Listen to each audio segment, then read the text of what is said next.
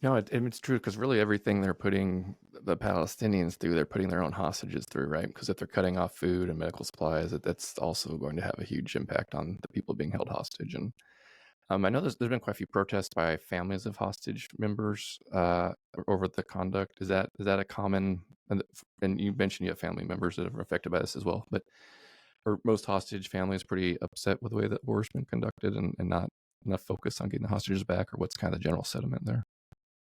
Yeah, so, for a long time, families of hostages were afraid to make too much noise. Uh, they were hoping that the army, the government was doing what it could. They trusted it to do it. And it turns out that they're also being told, don't make too much noise. It won't be good for your family members, which is, again, the kind Horrible of thing to say to people. Yeah. absolutely. And then gradually the government started inciting the population against the hostage families, which is these are the kind of tactics that would have never seen in Israel before. This government Yeah.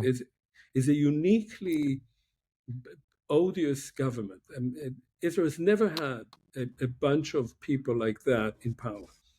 Now there are some families that are protesting to free the hostages, saying that should be the first priority. We can always fight Hamas, but our families are dying there right now. And there's a smaller group, who support the government,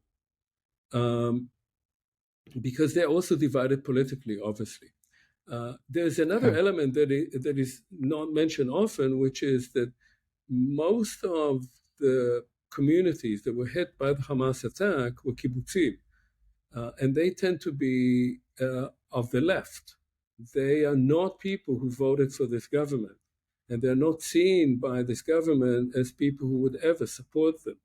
And so there is a kind of divide that the government thinks, well, those are not really our members of our constituency.